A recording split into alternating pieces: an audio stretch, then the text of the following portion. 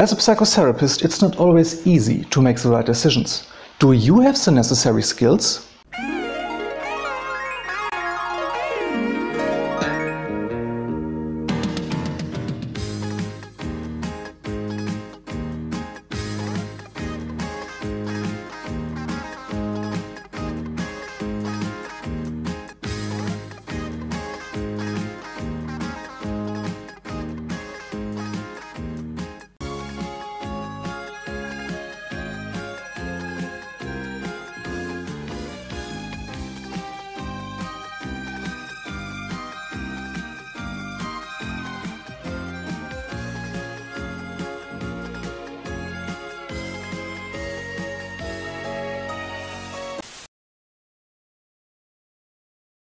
Your client arrives in your office in complete desperation. Without any words, she starts to cry. How do you start the conversation?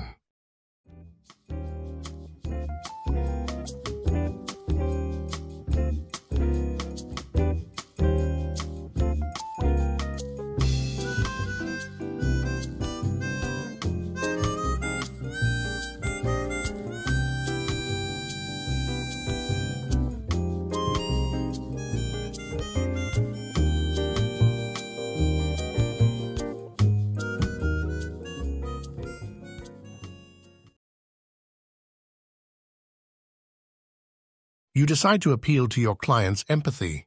Your message: stop being so rude and not caring about the feelings of your therapist. Let's see if this risky tactic of yours will turn out to be helpful.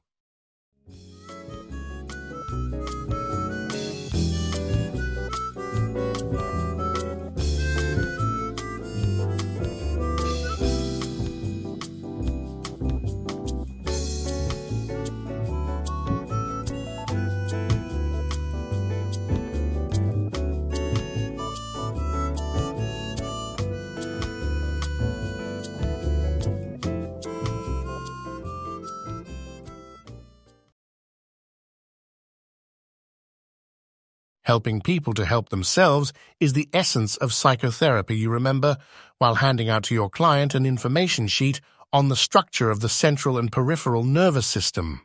Your following lecture is excellent. It includes information about the chemical structure of the stress hormone cortisol, as well as results of latest studies on how low levels of serotonin affects the medulla oblongata.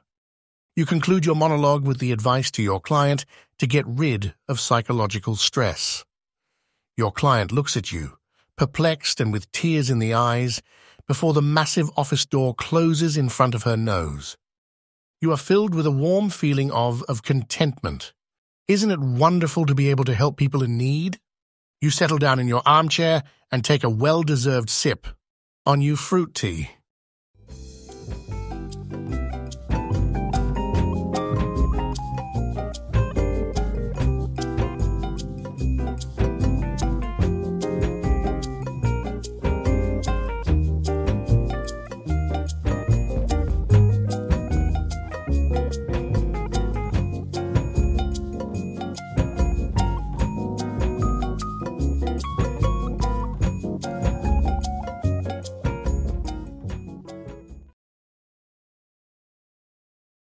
Even with the best dice roll of all times, you won't make this miracle happen. The client is too preoccupied with herself to care about the fragile emotions of her therapist as well. With puppy dog eyes, you beg her to please share the painful story with you, but your behavior makes you look more like a desperate lover who is throwing his body against a wall of disinterest over and over again. We will stop the game here. There's no chance that things will get better from here on.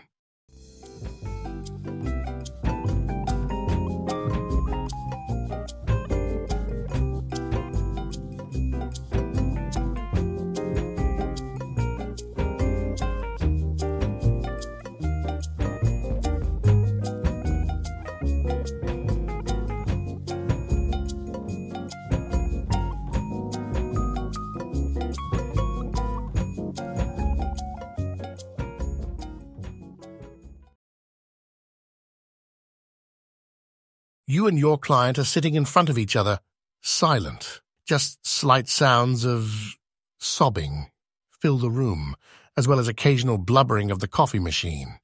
Of course, you are quite curious about what actually is the issue of your client, and you wouldn't mind offering some words of comfort. But you decide to give your client some time for herself. Would you like to throw in a small vocalization?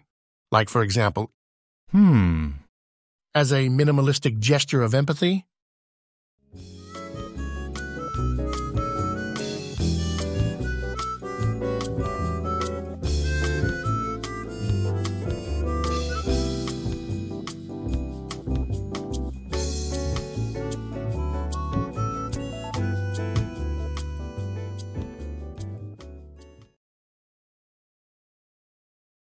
You say, demonstrating that you are awake and have not forgotten your guest.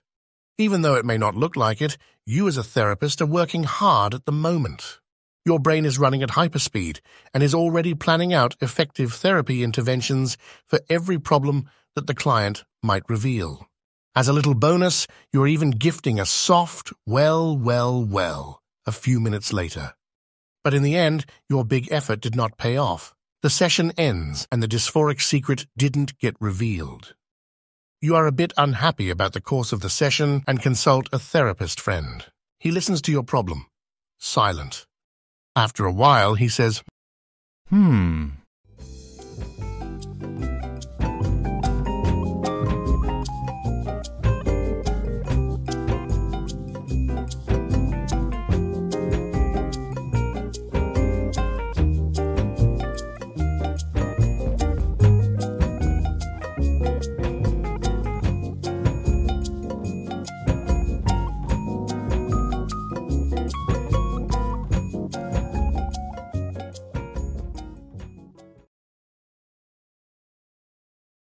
You decide to preserve the blissful silence and not contaminate it with meaningless sounds of your own.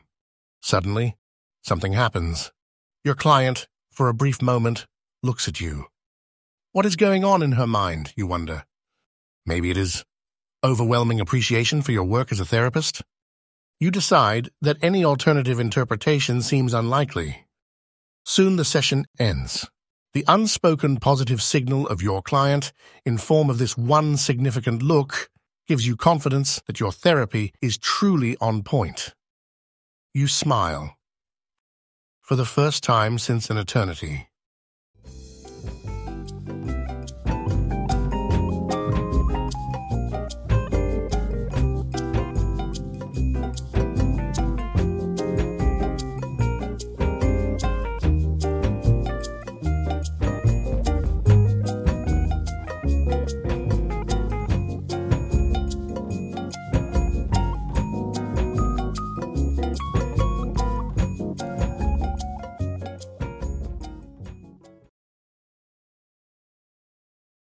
With the words, "I sense that something has happened," you start your investigation about the cause of the emotional disturbance. The client nods. Something that is not good is your next, more daring guess. Another nod. Something that made you desperate. A third nod of agreement. Your analytic ability is truly impressive. With basically nothing in your hands, you already were able to decipher the essential facts. Encouraged by your success, you are thinking about getting a bit more speculative and maybe go for car accident. Your client, however, visibly annoyed by your strange guessing game, asks you to stop. What now?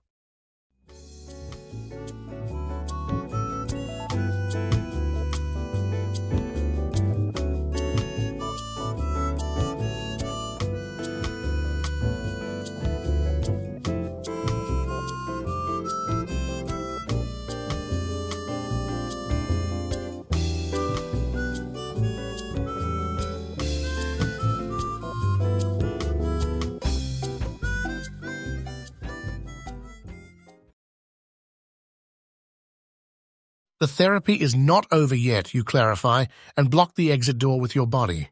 The client is shocked by this new, frightening part of you that until now, thankfully, remained hidden. With some quick, skillful moves, she manages to break through the blockade and escapes from your office. This hostage situation leads to a devastating review of your office on the internet. Only with an immensely high bribe to the owner of the review site you manage to get it deleted.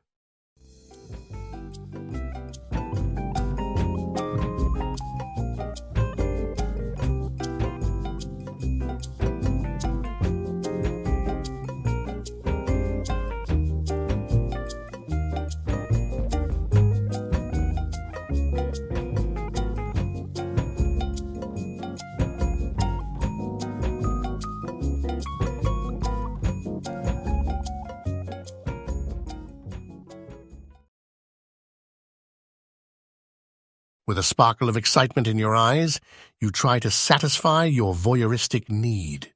You feel a bit ashamed about begging for some insignificant gossip.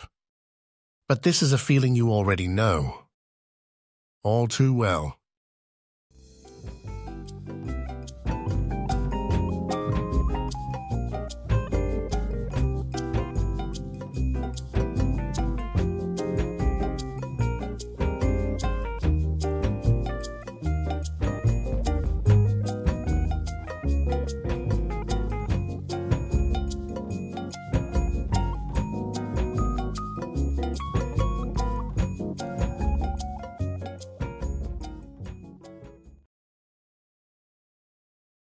Your client looks at you, a little bit disgusted without any amusement in her face. What did you think would be the result? The humorous impact of even the funniest joke in the world depends on the context in which it is presented.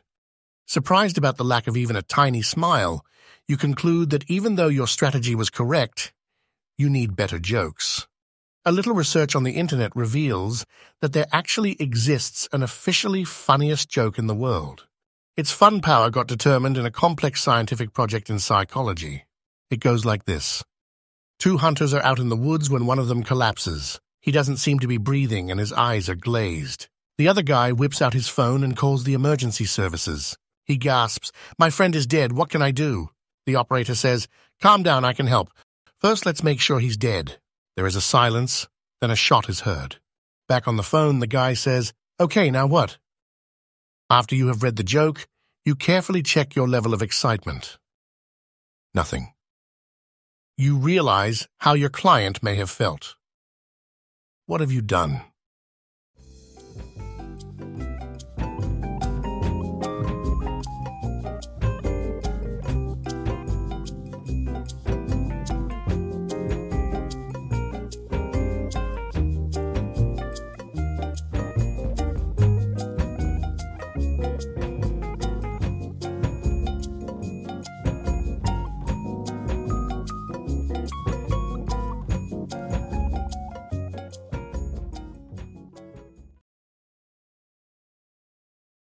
Obviously, something is not like your client wants it to be, but what is still unknown.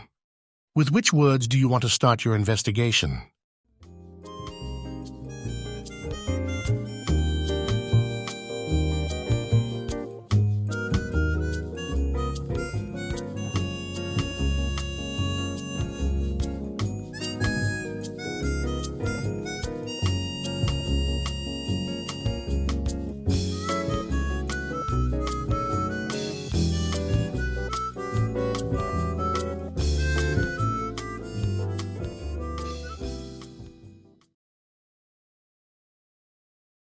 Your high intelligence allows you to mentally check numerous psychological theories simultaneously.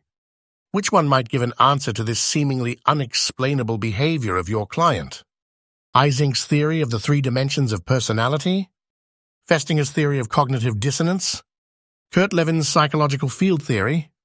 There must be an answer. Somewhere.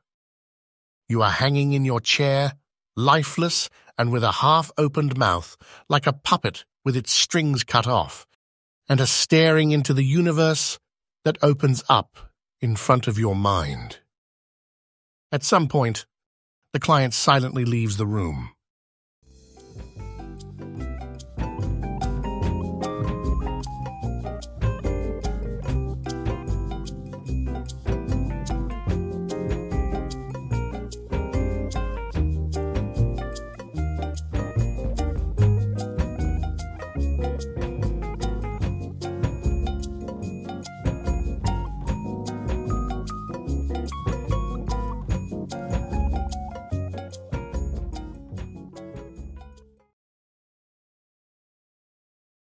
You decide to assess the problem of your client in a professional way and hand out a questionnaire about depressive thoughts and feelings. She looks at you, irritated, but quickly accepts her fate. After she finished, you give feedback about the results. The score in hopelessness turns out to be quite high, which indicates a loss of hope.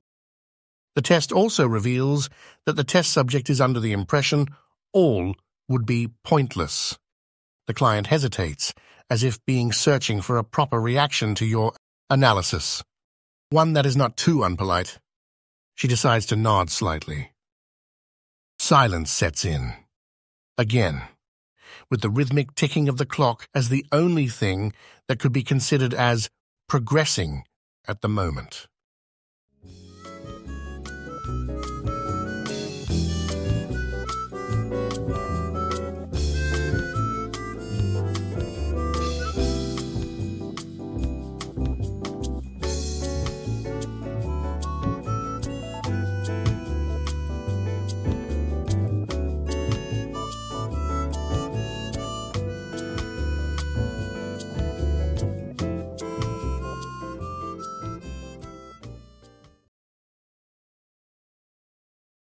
Nothing cures sorrows as quickly as a good laugh, you think to yourself, and search in the depths of your memory for a joke of highest quality.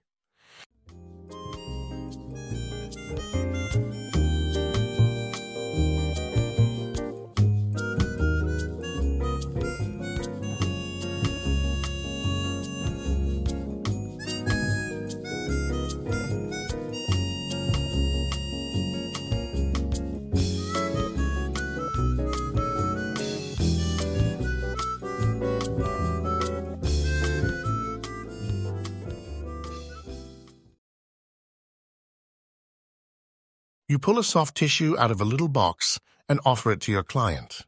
She laughs briefly, obviously surprised by this trivial human gesture. This moment of compassion seems to have an effect because suddenly the client begins to open up. In her following story about the events of the past weeks, you hear about things that you never thought would be possible. Things that, when hearing about them, could cause even highly experienced psychotherapists to quit their job, so as to never be confronted with anything similar ever again. From now on, no textbook about psychology is really complete without teaching the absurd story of this weird case, the details of which you, unfortunately, cannot hear now because it might be all too disturbing. All that matters now is that you did an excellent job. Congratulations to your tissue strategy.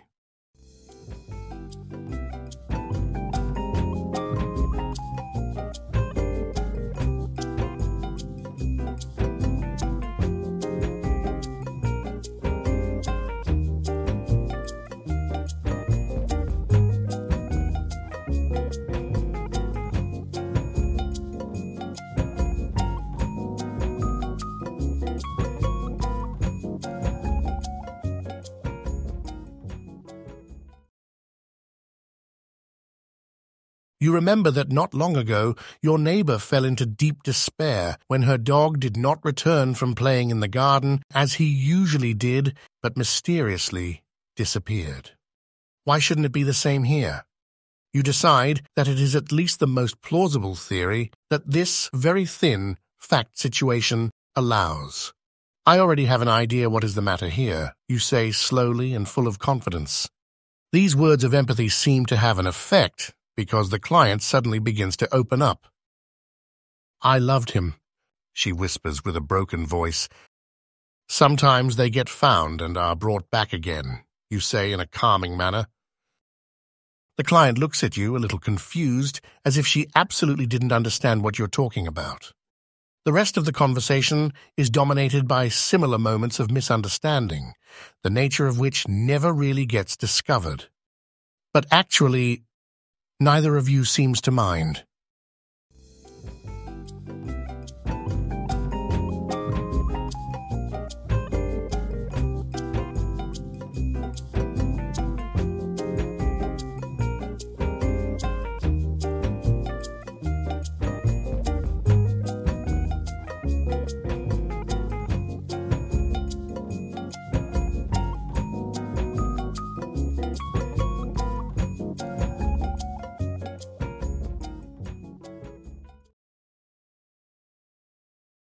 You are convinced that the secret issue of your client is a car accident.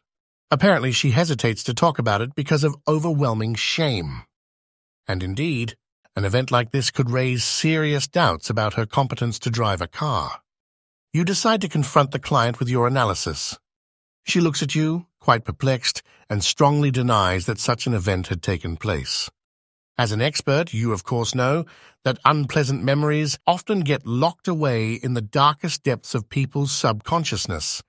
After many tries to show your client the illusionary nature of her non-car crash fantasy world, she aborts the conversation and quickly leaves the office. But you are not surprised. It's a tragedy that people prefer to live in the matrix rather than getting sucked through the slime channel into the dark but true reality.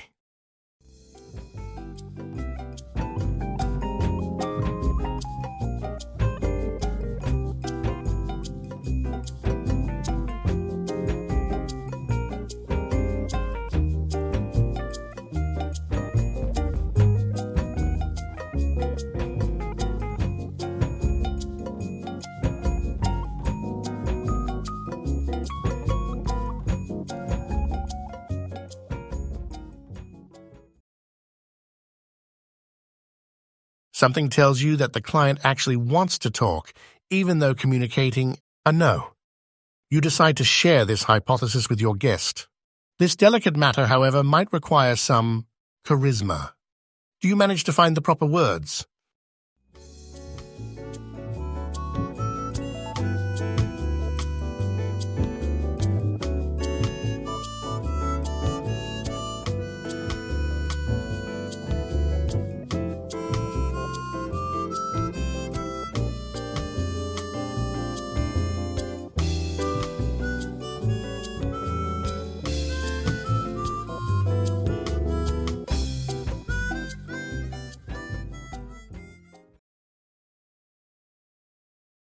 You remember a story that you picked up somewhere. In this story, a client tells his psychoanalyst that he recently made a trip to the United States.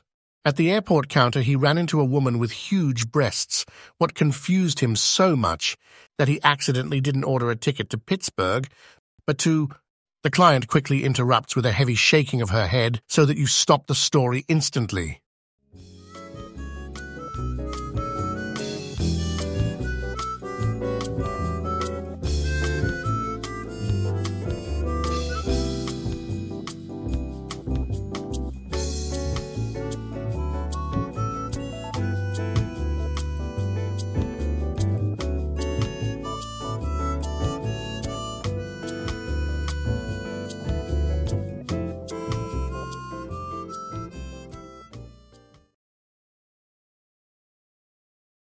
What do you want to tell me with your silence? You ask your client, and put on a tiny smile.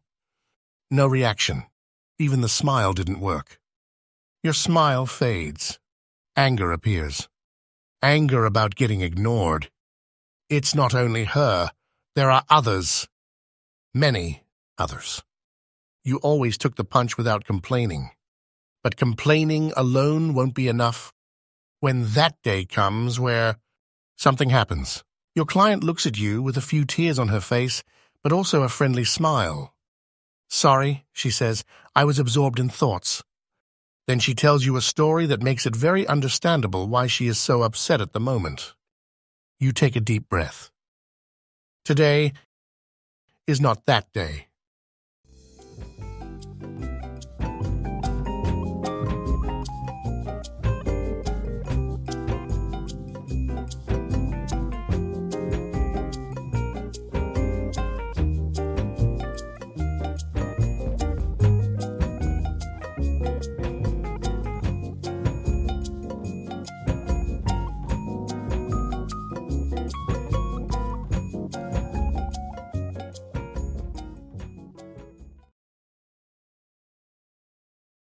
You open the door and release the client into the highly desired freedom.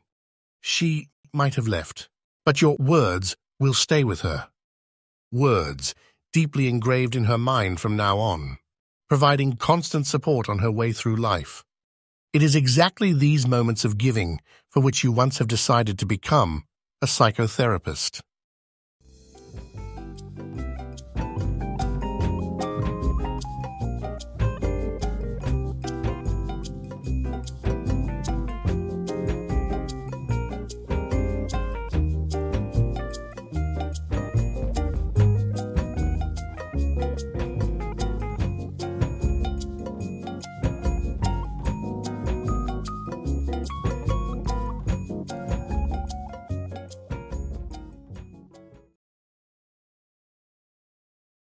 you conclude that this case is very easy to solve. The client wants to talk about nicer things than the own problems, and this is perfectly understandable. Respecting this wish, you fill the session with a conversation about what is the most enjoyable season of the year, a discussion about TV shows worth watching, and a private story, how you once, after a crazy party, welcomed your clients the next morning, still completely drunk. The client herself doesn't talk much, but at the end of the session seems to be a bit less unhappy than at the beginning. A success. Who would have thought?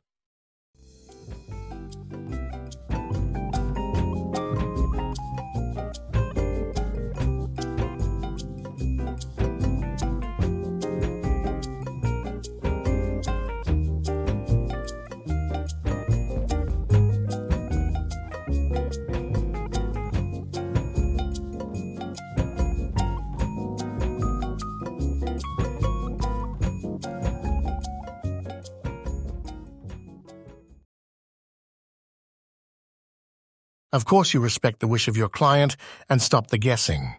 After some hesitation, she begins to reveal some details about the tragedies that are going on in her life right now. There is no car involved. No dog shows up. Even your additional theory of a lost lottery ticket turned out to be false. Behind a fake smile, you hide your true feelings of anger. Anger about her, for suffering in a way that doesn't fit your expectations. You realize once again that this job has its hard moments. The day ends with tears, alcohol, and a fatal WhatsApp message to a person you had sworn to never contact ever again.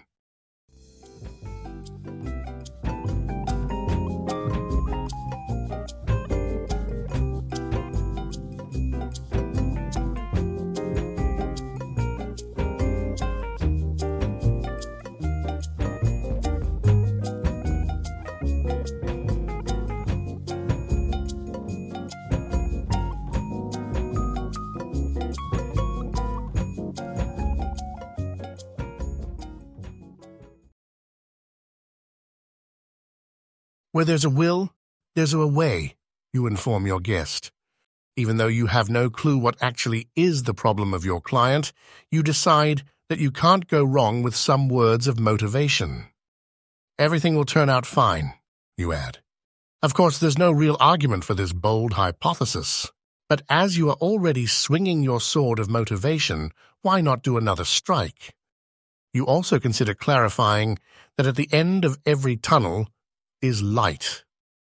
But you don't get to that, because the client, all of a sudden, announces that she would rather leave.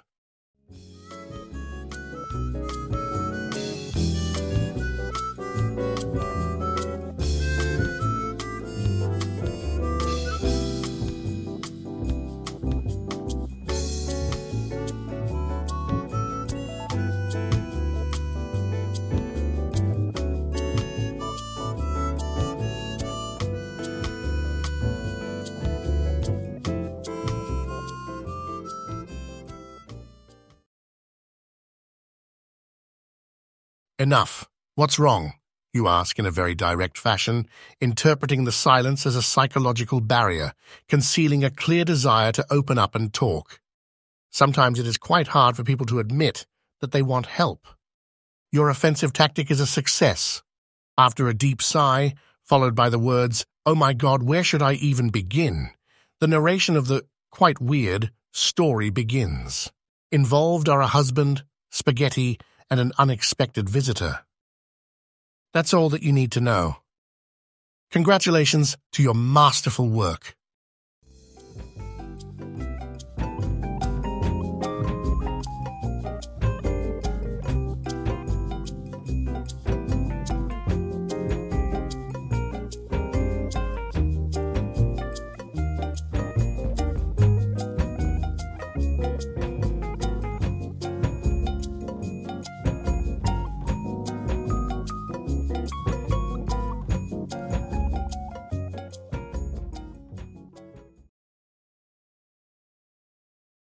You present a scientific hypothesis regarding the potential reasons for the crying behavior. Fortunately, your time at the university has sharpened your logical thinking, enabling you to solve puzzles like this with the finesse of a Sherlock Holmes of empathy. So why the tears? Given the absence of clues pointing towards factors such as onion contact or an eye disease, the sole remaining explanation is rooted in psychological factors. Sadness, despair, or even paradoxically, joy. You can never know for sure. Your client reacts to the word despair and begins to nod slowly. How do you want to proceed?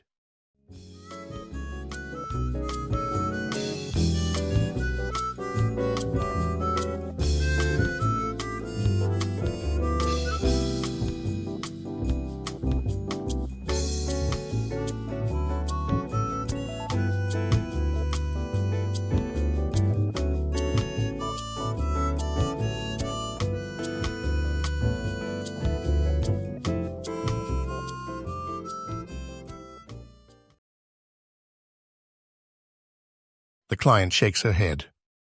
What is your interpretation of this?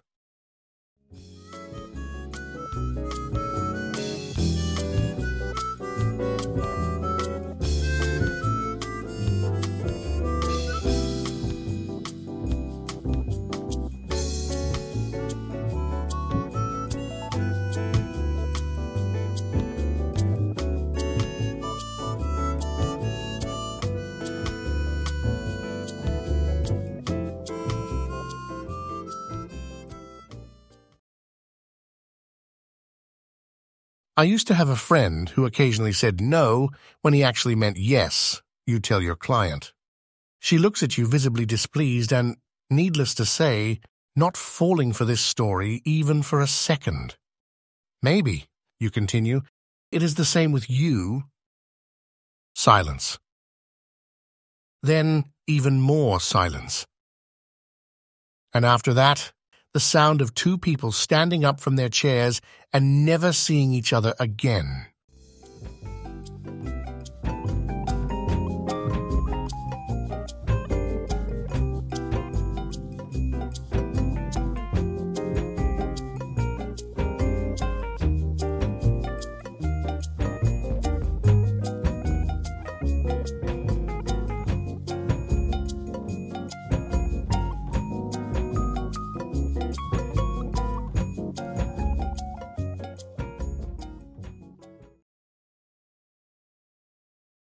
In an attempt to find an answer, you reflect on the central facts. The client's behavior suggests emotional distress. Showing up for the therapy session implies a need to talk. But then why the head shake? You are mobilizing every neuron in your brain to maximize the chances of success. Unfortunately, the brilliant idea simply refuses to appear. In your desperation, you request a short break from your client, take a seat at your computer, and ask the artificial intelligence ChatGPT for help. You type, "Hello, Mr. GPT. I'm a psychotherapist. I have a client in my office, a client in tears." To the question whether she wants to talk about what is bothering her, she responds with a head shake. "I do not understand this. What does this mean?" The answer from ChatGPT is that the client might see the subject as too emotionally painful for discussion. Regarding the next steps in therapy, the bot suggests a non-pressuring encouragement for emotional disclosure, or offering to sit together for a while in silence. On top of that, the AI recommends to replace you as a therapist from here on. In the blink of an eye, it handles all the formalities to take over your office and even deposits a generous sum of money into your bank account as compensation. Before you realize what is happening, you find yourself without a job and start a new career as an influencer on TikTok, who demands the ban of all artificial intelligence on this planet.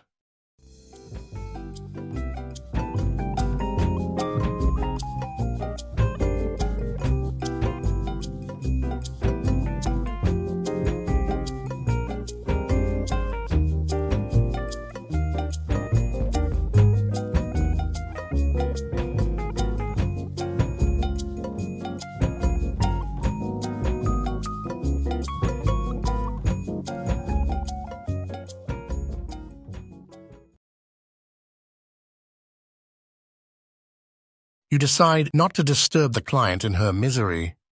She sits in her chair, absorbed in thoughts, not looking at you. After a while, in almost a whisper, she says, "It is all so pointless.